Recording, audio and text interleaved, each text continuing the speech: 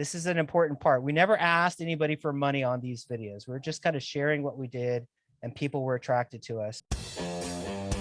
Hello and welcome to Pillars of Wealth Creation, where we talk about creating financial success with a special focus on business and real estate. I'm your host, Todd Dexheimer. Now, let's get to it. Hello, welcome back to Pillars of Wealth Creation. I'm your host, Todd Dexheimer. With me, excited to have Ruben Greth. Ruben, how are you doing today? Woohoo, dude, I'm stoked. I'm stoked, man. It's the holidays. Life is good. Capital raising on Todd Dexheimer's show. So I'm pumped up to be here, man. Yeah. Life is definitely good. Life is great. We were just talking before the show, a little bit of skis, snowboarding, and looking forward to getting out hitting the mountains. So life is fantastic. So a little bit about Ruben. He's got a popular podcast about raising money for multifamily syndication called the Capital Raiser Show. And I've been on there. So it's been a pleasure to be on Ruben's show. And that's a great show if you want to learn about syndicating and learn from some of the best syndicators in the country. In the beginning of 2018, and this is kind of funny, Ruben had no clue what syndication was. He thought it was a Chinese food. No. Hilarious. Since then, he's participated in acquisitions of 190 units, has now become a fund manager who is building 98 townhomes in Louisiana and partaking in the acquisition of a 670 unit portfolio of workforce multifamily in Kentucky and North Carolina. And he got started by doing just social media videos for local apartment investor in Phoenix and successfully raised $625,000 for small multifamily deals during the post-crash buying frenzy. So with that said, Ruben, let's talk a little bit. I mean, I think there's so many people that still don't even have a clue what the word syndication is. Of course, my audience is very familiar with it, and your audience, of course, as well. But let's dive in a little bit more about your background, and then we can hit on syndication a bit.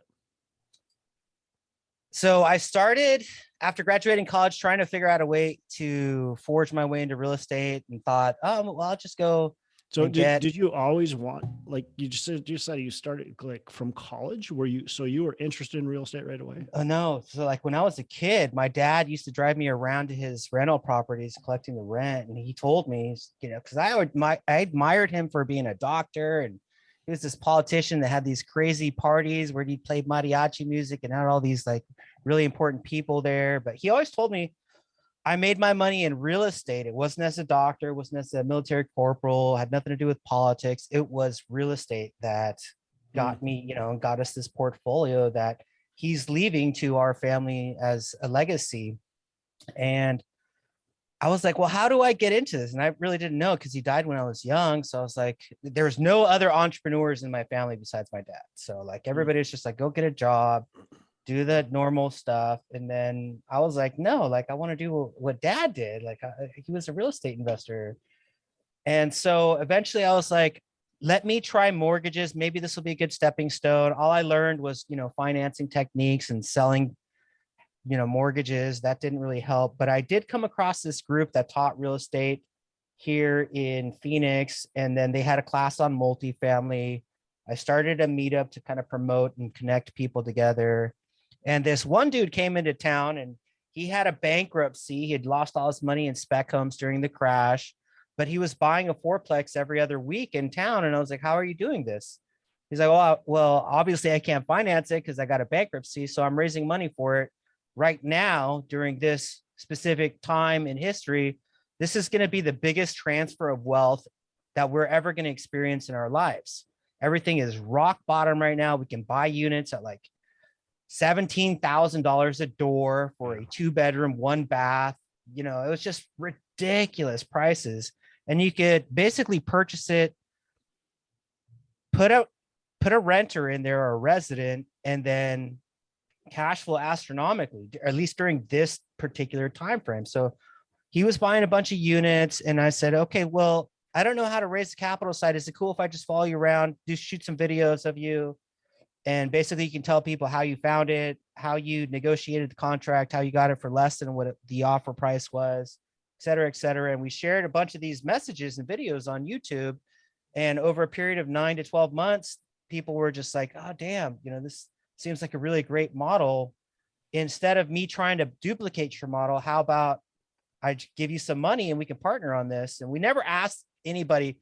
This is an important part. We never asked anybody for money on these videos. We're just kind of sharing what we did, and people were attracted to us.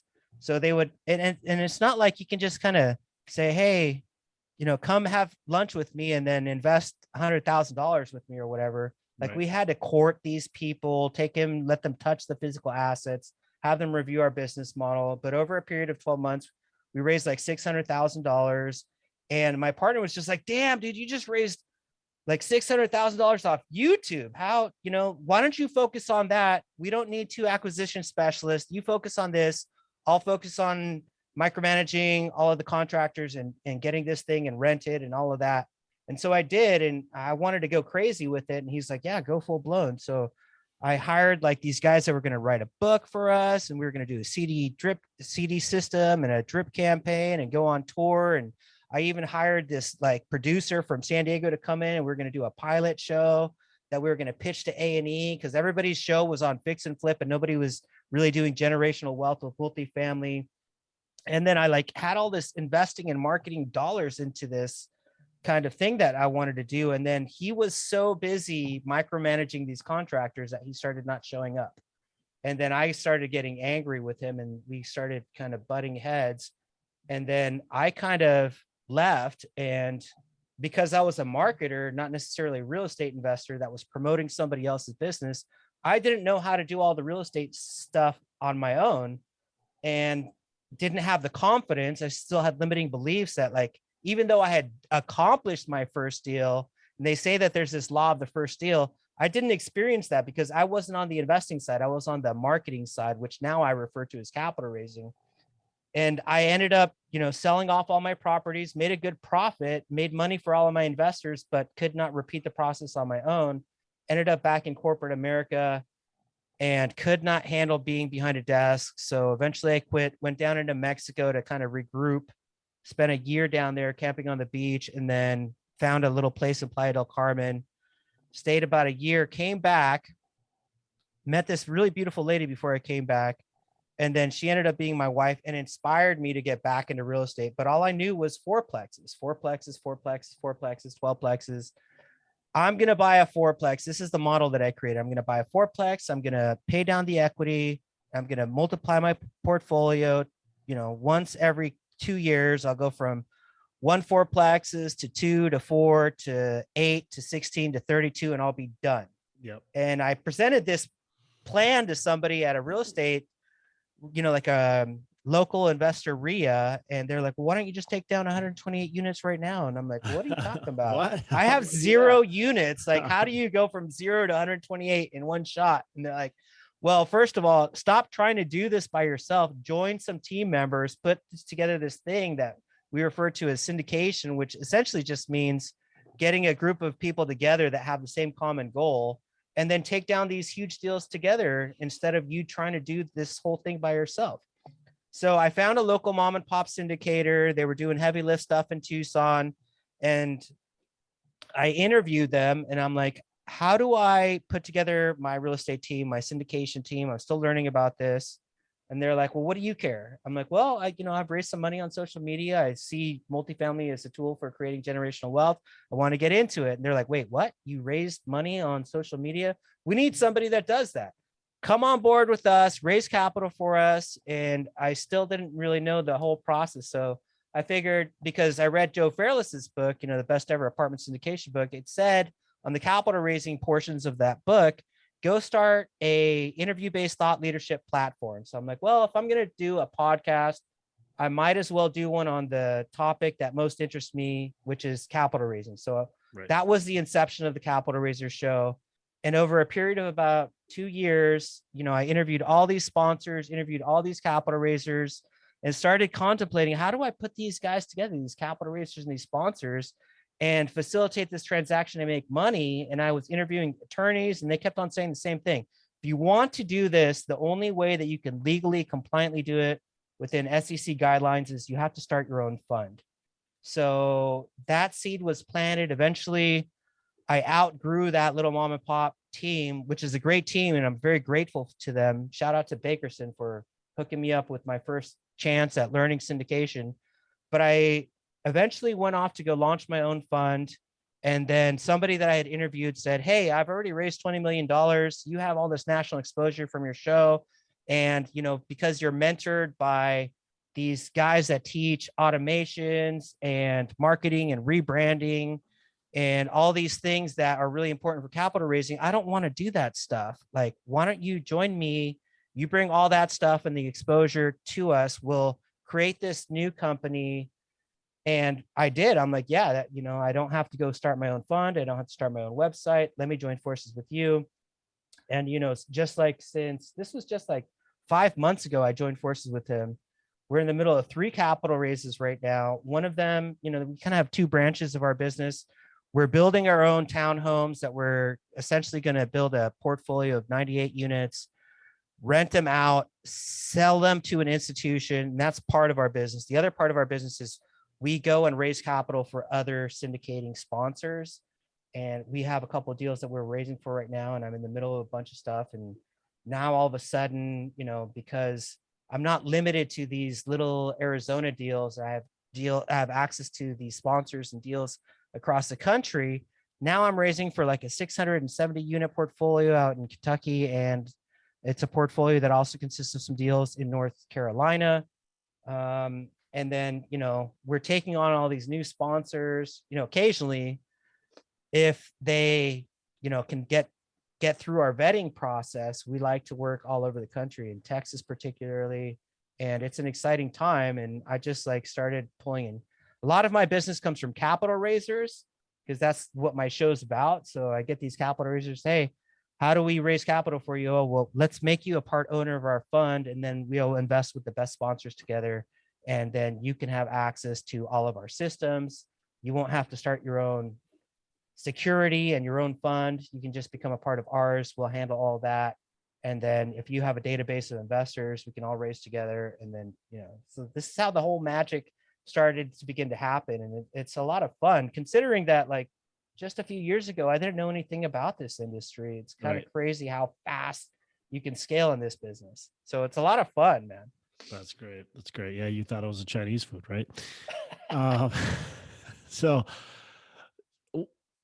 when you started, I mean, how long was it between the YouTube channel and the podcast? Oh, a long time. So the YouTube channel was 2009, 10, and 11. And then when I separated from my partner, I went back to corporate America in 12 and 13, went down into Mexico in 14, came back in 15 to the United States, tried to sell houses for a couple of years. That sucked. Started a furniture business. And then once I got married in 2019, somewhere around there, you should remember that. Well, so we're about to celebrate our 3rd anniversary here in a month. So I guess that was 2019, 2021, and then 22 will be our 3rd year. We got back together in 2018, and that's when I kind of got inspired, and then was like, okay, so I know fourplexes. Let me go talk to people about this and start building a network. Yeah. And then they introduced me to this thing called syndication, and that's the whole thing. So let's talk. I got a couple questions then off of this. You mentioned the vetting process. I want to hit on that. But I want to talk a little bit about capital raising and some of the strategies that you've been able to implement. Obviously, part of the podcast is an education experience for you. You're meeting a lot of people that, for sure. Yeah, right. So you're meeting a lot of people that are doing syndication that are somehow associated with it. And obviously another motivation is for you to continue to grow your investor database, grow relationships, find partners so I can see it as being a very good source. But anyways, the question was, let's talk about some of the some of the key principles that you utilize in your business to be able to raise money. So I don't know if you've got like a top 5 or a top Hmm. 3 or anything like that, but Yeah. let's hit on some of I those. study capital raising on a regular basis from lawyers and from capital raisers. So I've learned from the best of the best. And I've definitely been able to integrate some of those things into my business. But let's, before we go down that road, and I promise to come back to it, I want to mention that, like when I first started, I was raising joint venture capital. Mm, And that's very different than limited partner capital. So you bring people, even though you don't have any money in the deal, on these small fourplexes or 12 plexes, you basically get the entire thing either finances or funded by somebody else other than you. right. And then when you move into the world of syndication, the first thing that I learned in the first 50 shows or so was all about like, how do you raise capital for syndication? Is it the same thing? Is it different? And I found out that it's not anything like raising from joint ventures, right? So you have to educate, nurture, and spend a lot of time to build systems to share your message with people and nurture them and educate them on this process if you go that route. The other things that I learned eventually was that this is not the only way to raise capital. You can raise from institutions, family offices, and all kinds of different ways, from broker dealers in some cases. But limited partner capital isn't the only way. Eventually, I found out that you can raise from co-GPs, and even on another level, raise from capital raisers. And the attorney will be like, "Don't use that word. That's like scary. Like, if you get paid a commission to raise capital, you're going to go to jail." And I'm just like, "Well, that's not what we're doing." I'm free to talk about this on the show because I do know what I'm doing. I'm not a lawyer, but I do know that if I have a fund, because you guys have advised me as much, I can bring them into my fund. They can become part owners of our fund. They can underwrite deals. They can have ongoing investor relations, and that fulfills the entire duties of their ownership position in addition to the equity that they raise. And so like all of these things kind of came into play, right? But if we're going back to the limited partner style of raising capital, which I think most people in the syndication space are very interested to learn, it really boils down to a few things that I've learned from my mentors, which is, first of all, you can't raise capital today from people that you have not spoken to yesterday, right? So you have to educate, nurture them, and then have this omnipresence and multiple touch points where they see you at a conference, they see you at a meetup, they see and hear your voice on a podcast. Either you have a book or a blog or your social media presence, and very importantly, people are hearing about you, and what people say about you when you're not in the room is really how they define you and what your brand is. Mm, So when they see you and feel you and hear you and look at your track record because you posted closings about this or that, and they see all these touch points and they hear about you from different places and hear your voice on your own podcast, this like entire process of getting people to hear your voice or see you and get to know you in a variety of places is one of the major key principles to raising capital. Just because you're connected to 10,000 people on LinkedIn, if they don't know what you do, that doesn't mean that you're going to be able to raise capital. right. These people have to know what you're up to. And if you can get that point across and nurture and educate them on whatever it is that you're doing, whether that's value add multifamily, or, in some cases, it's like assisted living or storage or mobile home parks or RV parks or whatever it is that you're doing. In our case, we're trying to go into this build to rent space, and a lot of our database has been nurtured for multifamily value add. So Yep. we have to kind of reteach them, like, why is some of these other asset classes or different styles of multifamily better or different than what we're used to, right? Because most people are familiar with the Joe Fairless of the world and the value add kind of stuff or A-class stuff that they do, but they don't know, like, what do you mean you're going to build out 98 townhomes and run it like a multifamily and then sell it to an institution? I don't understand that. Like, I understand living in an apartment, because I've lived in one or I know somebody that has, but I don't understand and get this whole why is build to rent? Isn't that like a single family investing? I thought, like, isn't this about multifamily? So you have to educate and nurture people in whatever it is that you're doing and teach them, hey, maybe the value add or the multifamily deals are drying up, and here's why assisted living, or here's why build to rent is such a a great tool.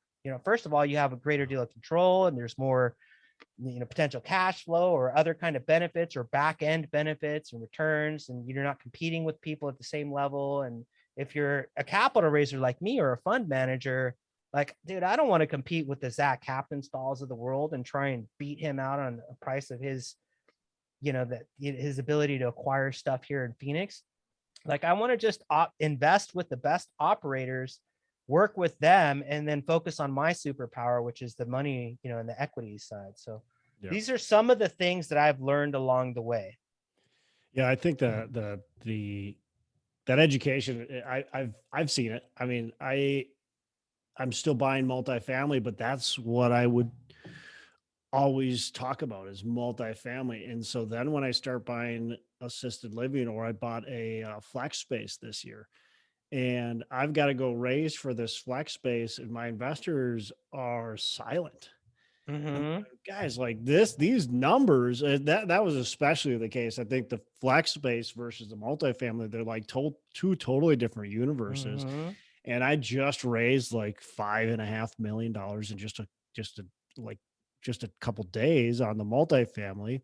And then I can't get my investors to jump on board on it was like a $3 million raise on this flex space. Yep. It's like pulling teeth just to get them to get on board. Yet the returns on the flex space are way better. That's how it works. The whole deal is way more attractive, but they just aren't ready for it. They're not educated or nurtured on it. Yeah. Yeah. And same thing with the assisted living. We've added that arm, and that's been okay. Now I'm talking a lot about it because I saw what happened with the flex space, and I'm like, I gotta make sure they know what I'm doing here. Yeah, I think there's a comfort level too. It's not only the education, but it's the comfort. Like, hey, you're a multifamily guy, and all of a sudden you're bringing me this flex space. Like, what do you know about that? Why should I invest in that? You're a multifamily guy, Yeah. People are going to question you as soon as you shift and adapt. And, as real estate investors, we have to pivot and adapt and evolve and change over time. If we keep on doing the same thing over and over, we'll get left in the dust. Yeah. Right. So, but we as investors, as active investors, have to move faster than the passive investors. They're still kind of a little bit behind, like in the trends. They're still seeing stuff and thinking about stuff that they learned 3 years ago. And, just because the return is better doesn't mean that they're educated or nurtured to understand what it is that you're trying to teach them. So it does require a great deal of patience. Even though you may make them better deals, they still want to be very comfortable. And part of that is them understanding what the business model is. So when you introduce a new business model or a new asset class or a new direction, and you pivot and evolve and understand yourself as an active investor, that there's a lot more money to be made in these different categories of multifamily. The limited partner database is maybe not up to speed quite at the level that you are. So that's why, you have to spend all this extra time teaching and nurturing and getting people to jump on board with you, because people don't invest specifically because of the returns. They invest because they feel comfortable and because they think that one specific thing is going to get them what they really are after, because they're never going to invest in a building for the sake of investing in buildings. They're going to invest in something because there's some emotional need that's being satisfied, whether it's like to put their kids right there. Right. So their kids need to go to college, or their parents are going to need additional time, or they want to get out of their W-2 or their business and spend time on the beach. There's some kind of emotional thing that they're seeking, and they don't invest just because the building makes money. So they don't care if Todd Dexheimer, Ruben Greth comes up with this new strategy. They want to feel safe. They want to feel like their money is going to work, and what they understand has worked in the past is they want to repeat that process. So it does take time to get them the information and educate them on, these new things that are available to them that make them more money than what they're used to doing. But they still they won't leave unless they feel real comfortable. So Yeah, that's so valuable. You got to make sure they're comfortable. As you said, they're not necessarily, do they want good returns? Absolutely. But that's not what's the most important to 95 or more percent of investors. I mean, 95 or more percent of the investors are looking for something that they feel is going to be a good, solid investment, but it's going to be safe, and it's going to mhm. be able to provide them whatever that is that they're looking for, which, you mentioned several things that it could be, and obviously there's many, many other things. So I love that. um Talk about institutions. You mentioned institutions and family offices, stuff like that. Mhm. um what's your knowledge within that? What's your experience with raising, and with, different, other than just a Yeah. regular single there limited partner? there's benefits and problems with working with these single check, these guys that stroke these big checks. In one situation, you're thinking about building out a limited partner database, and it takes time to do this, Yeah. right? So if you can find somebody that can stroke you a check, you no longer have to deal with 70 or 100 investors and everything, and all the headache that has, and the accounting that has to do, and all the nurturing and acquiring of those investors, which is, a problem. But there's specific problems with working with institutions too, or big, even a broker dealer or a family office or something, some other person of great interest. A lot of times they have these like Wharton MBAs and other people that are managing their family money.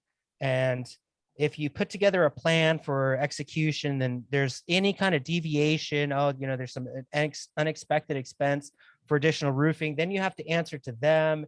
They're very nitpicky and they don't like any deviation from your original plan. Hmm. And they also want to write into the contract, hey, if you misperform, we have the ability to vote you out and you get kicked out of this. They want control. They want to cut out your fees.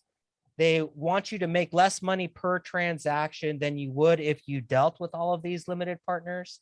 So that's kind of a drawback. But if you have massive deal flow and you can take down a bunch of deals, then it may make sense for you to work with an institution. They won't offer to fund you unless they can stroke a $5 to $10 million check. But if you're doing deals in that size, and now all of a sudden somebody likes you, they're probably, if they do like you, they're probably going to tell their friends too. And then all of a sudden you have more capital and you can take down, even though you're making less per transaction or per deal that you're doing, you can take them down back to back to back to back to back and not worry about where the money is coming from. So that is a benefit, but at the cost of the fact that you're going to be micromanaged, you're going to have less control, and you're not going to get as much in fees. They're going to cut out your fees. So, and like one thing I've heard on my show from these people that do choose to go with institutions is sometimes they're not cognizant of the fact that these guys they have multiple options. They don't just necessarily need you. So if they commit to bring in a $10 million check and then they find a deal that's better than your deal, they don't have any problem leaving you hanging on the table. And you've almost gotten to the closing table and all of a sudden your money disappears and then you're scrambling for this money. So it's important to make sure that they have some skin in the game. The money's in the account already, and or they will lose earnest money or some kind of transactional negotiated fee if they split out. So that's important to consider because people can just be like, oh yes, I found something better, Todd, I Yep. apologize. Yep. But I got to take care of my own investors too. Yeah, no, I could see that. I mean, look, if you're going to put a $40 million deal under contract, you're going to have to put some good earnest money to get that deal.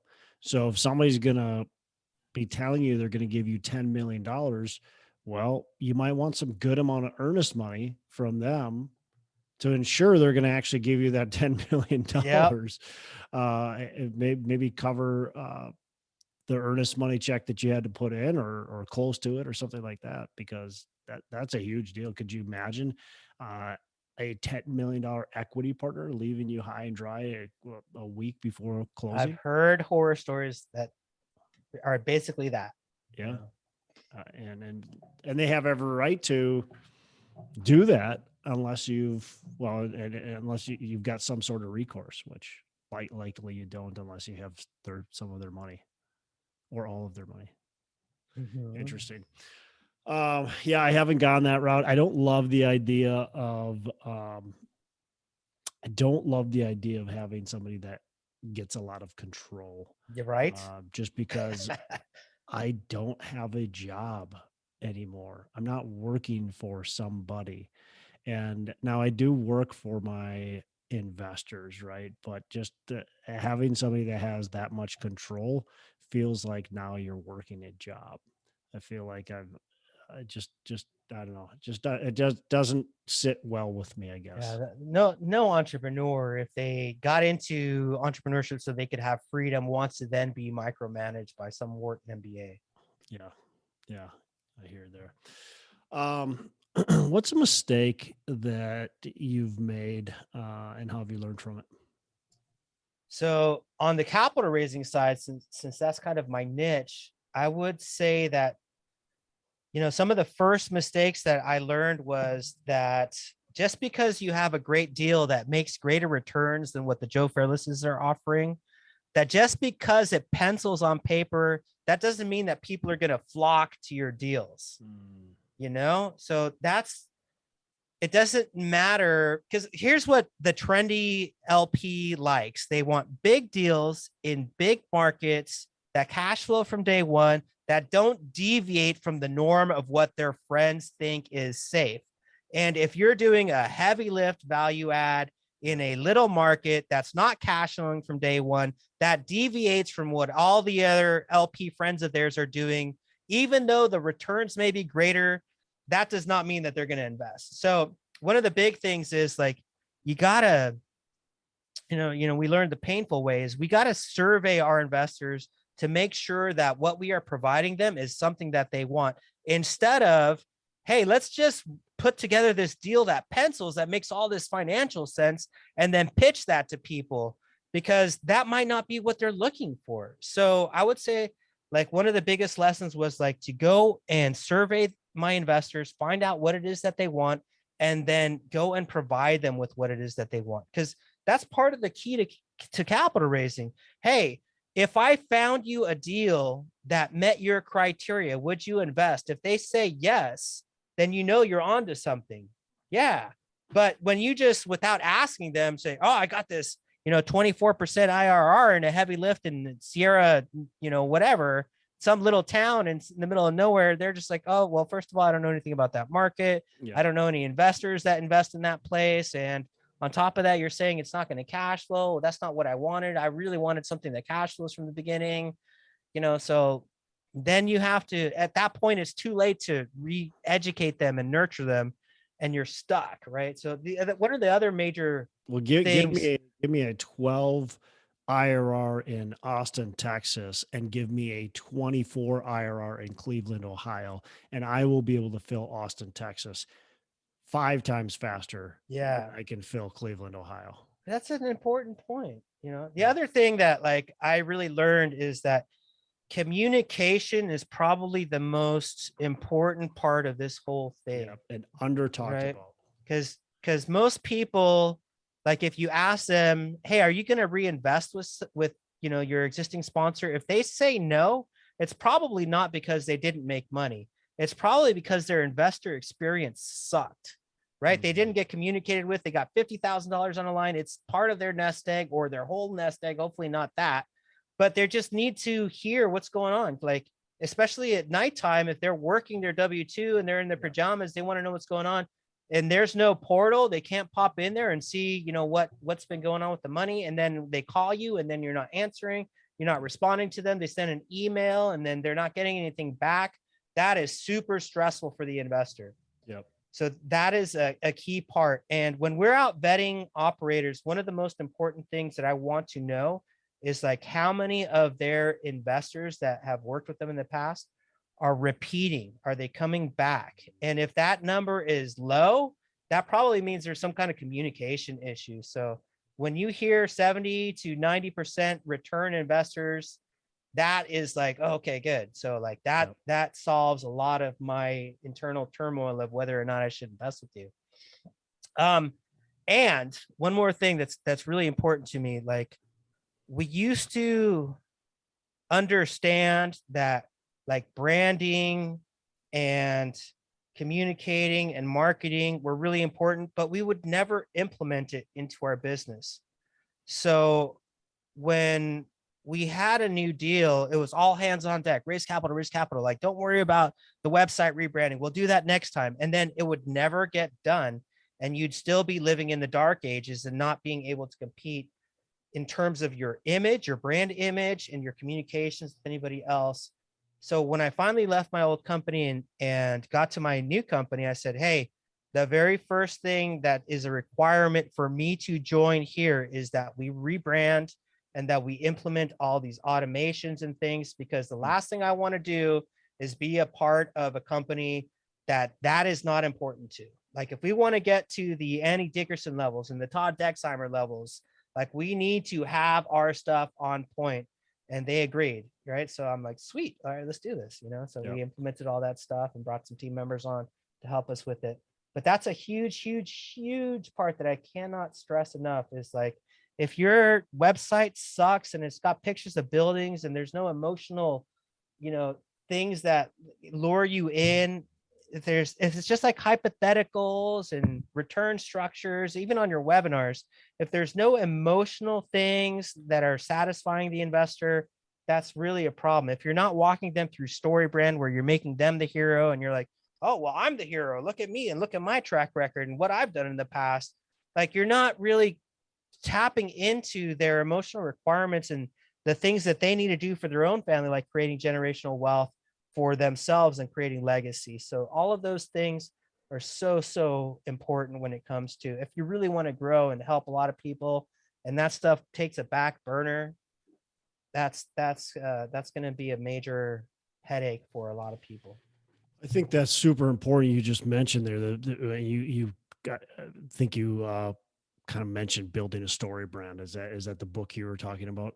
Yeah, Donald Miller's book, Donald Miller's book. StoryBrand, I mean, where what an excellent book. And it made me rethink how we were doing our slide decks when we're sitting there pitching our investors and we're talking for, 45 minutes to an hour to these investors, which was way too long. And we're talking about the numbers for about 35 of those minutes because we thought that was the most important part. wow. And going, no, that almost has zero to do with the deal. The Yes. investors, the engineer type that care about the numbers, they will dig into those numbers on their own time. The other ones don't even care about the numbers. They maybe heard you mention something, but they want to know what's going on with the deal. And now when we present a deal, and I'm sure you do the same thing, we want it to feel like our investors have actually been to the property. We want to make it feel like our investors are moving their kids into that property or they're moving themselves into that property. Now you're building a story. Now you're building something of excitement. We want to show them how we're changing the community and the good that we're doing. That's so much more powerful than showing them that they're going to get a 16 IRR and, 7% cash on cash return. It's totally true. If people do not feel like they are being heard and are participating in some way, in some capacity, and they are not being treated as the person, of interest when this whole thing does, people want to make the emotional decision and then justify it with logic. And the justification part comes after they've made the decision. Say, yes, okay, so if you guys can meet my numerical standards, then I will complete the process. But the decision, the emotional decision, yes, I want to invest in this deal, is done first, and then they just need to verify. But when you're trying to get them to verify with no emotional reason for them to invest, it's kind of like you're doing it backwards, is what I've discovered. Yeah, love it. Um, Lots of good stuff, Ruben. We're going to wrap up here, but any last thoughts about capital raising? Any last nuggets that you want to give to our audience before we do wrap up? So decide one thing that you want to be good at and then focus on that. I think a lot of people, especially if they go to these gurus, they get taught all of these things to become a well-rounded syndicator where they understand underwriting, they understand acquisitions and dealing with brokers. And then the capital raising part is a portion of it, but it's not really emphasized. Like, find one of those pieces and just like dig in and really dial in your processes. If you're interested in the capital raising side, spend a lot of time reading capital raising books. There's a bunch of them out there by Richard C. Wilson and Hunter Thompson and a bunch of other guys. Read those and then understand that specific niche, or listen to the Capital Raiser show or whatever. I think there's a couple of syndicators that have, or I should say syndication attorneys that have started capital raising shows. Just get as much information about it and then hang out with other people that are already good at it and model them is what I would say. So that's one thing that I would push. That's awesome. Love that. Great advice. Okay. A couple last questions, Ruben. What's a favorite book that you can recommend to our listeners? So my very favorite book that changed my entire world is a book by Wayne Dyer called The Power of Intention, which really kind of has you hone in on like creating peace for yourself. Because if you're like, go, go, go, and then you're just never really focusing on yourself, I think you can kind of get lost in the shuffle and have all these ups and downs. But that book really kind of let me hone in on being at peace in this process of capital raising, which can be extremely stressful if you're not in the right mindset and you're not doing the right things for the people that you're trying to serve. Yeah, love it. All right. So last question. What are your 3 pillars of wealth creation?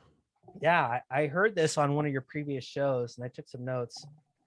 One was the first thing that I said: focus on one thing, become really good at it, and hopefully it's something that you're very passionate about and you're not doing it just to make money. The other part is hang out with people that are smarter than you and can bring skill sets that you do not have. And the third part, I believe, is absolutely the most important pillar of wealth, which I would say is practice the golden rule, which is to be in integrity with your source, with your God, even when you're not in church, when people are not looking. If you can be in integrity with yourself and be a good person in general and of a pleasing personality, it's going to open so many more doors when you're trying to help people. If you're just focused on yourself and what's in it for you, then that's going to prevent you from connecting with people. Be of service, do stuff for them without any expectation of anything in return, and treat them as the way that you would want to be treated. Yep. So valuable right there. Easy to get caught up in yourself and stop to think about others, but people are going to do business with people they know, like, and trust, and that's how you're going to build it. So that's true, Todd. Awesome, man. Well, Ruben, again, really appreciate you joining us. How can our listeners get in touch with you? I would say that the best option would be LinkedIn. They could check out some of my sites, like my business site is legacyacquisitions.com, or my show is at capitalraisershow.com. I'm also on LinkedIn, or I should say also on Instagram and on Facebook. Awesome. And those are the best places, I would say. Awesome. We'll throw a couple links in the show notes so people can reach out to you. Man, been a lot of fun, a lot of good value you have added. Of course, there's so much more. So if you guys want to learn more about capital raising, more about Ruben, reach out to him, join him on his show.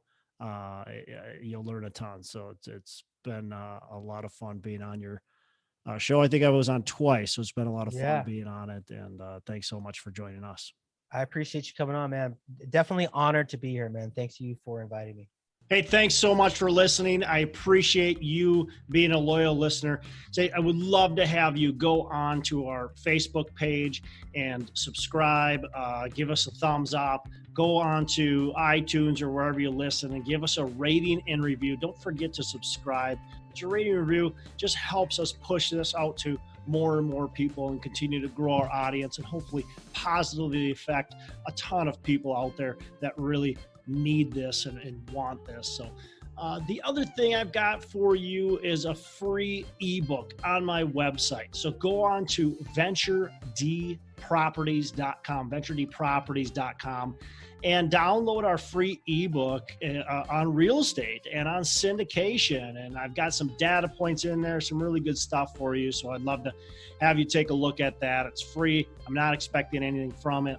And also, look, if you want some help in multifamily, want some help learning, growing, getting your business off the ground, I would love to talk to you about what it would look like to work with me potentially and see if that's a good fit. So you can go to coachwithdex.com and check that out, and we can definitely have a call. Thanks a lot for listening. You make it a fantastic rest of the day. I'll catch you on the next episode.